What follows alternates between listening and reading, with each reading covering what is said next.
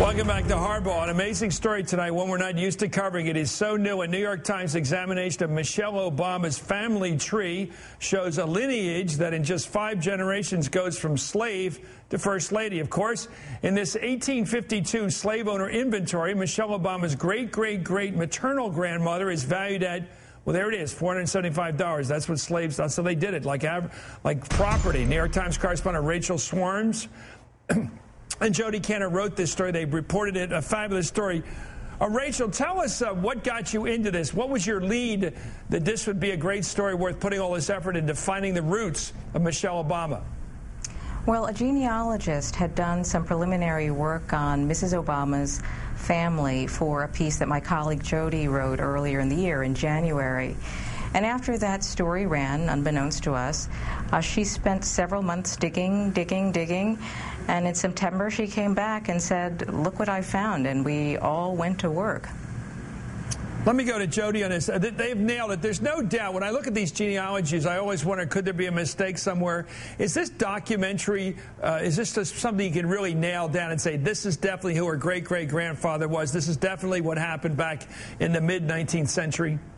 Well, that's why the story took a while to publish. We spent a lot of time checking the documents. You're right that genealogy is a very tricky science, but this was like a treasure hunt, and in one of those steps in the treasure hunt, Rachel flew to Birmingham and not only was able to go to the churches that Dolphus founded and to see his headstone, but she actually found a couple of people who knew Dolphus when they were children. And the information they gave us matched what we had on the documents. Also, we had a lot of redundancy in the documents when we were establishing lineages and whatnot. Let's take a look. Here's, we're going to put up on the screen, this is Dolphus Shields, who was a mixed race background. His mother was African American, and his father was one of the slave owners. Let me get back to Rachel on this. What's the emotional content of this kind of information? I thought it was so great to pick up the Times this morning and read it at 7 o'clock this morning and realize Michelle Obama's reading this too today, and she's picking up the paper and she's finding out her roots. It's pretty interesting stuff, and it must have an emotional piece to it. What is the emotional piece of realizing that way back when your family was created by the relationship, the sexual relationship between a slave owner and a slave? Well, first of all, you know, a lot of families, a lot of African-American families, including Michelle Obama's family, often have stories about this kind of thing. And in the First Lady's family, there were these long-standing rumors about a white ancestor. Now, having that kind of rumor and having this kind of documentation is a totally different thing. And I should say, though, that we don't know whether it was a slave owner who was the great-great-great-grandfather. What we know is that he was a white man. He may have been the slave owner. He may have been one of the sons of the slave owner.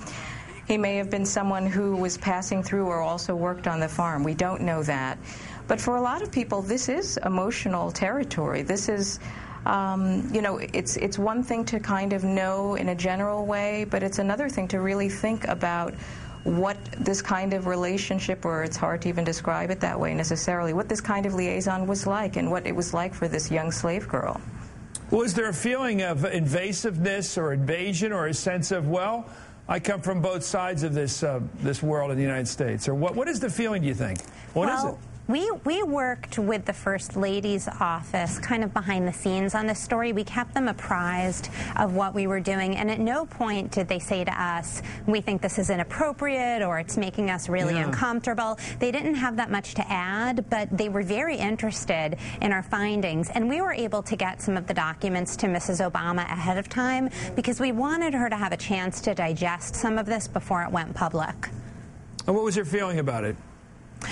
You know, there's her mom there with her. Yeah, she didn't choose to comment, but, you know, Robert Gibbs at the briefing today was very complimentary. He said he thought it was fascinating. He said the information actually only becomes more of a treasure as time goes on. So the feeling we've gotten from the White House is that they think this is fascinating and important, too. You know, it's amazing because a lot of us whose families came from Europe when mine came from England and Ireland, mostly Ireland, you always wonder why did they come over, and you always wonder there's some embarrassments back there that led them to make those decisions, horse thieving and things like that. You never know. In this case, Michelle Obama knows about her parents all the way back to the 1850s. It's a great piece of reporting. I think it's so positive to know our American story this way. Thank you so much for this story. Rachel Swarns, thank you very much for this reporting. Thank you. I mean, I read the Times every morning. I love that paper. It's my French roast newspaper every morning at 7. And Jody Cantor, thank you for joining us.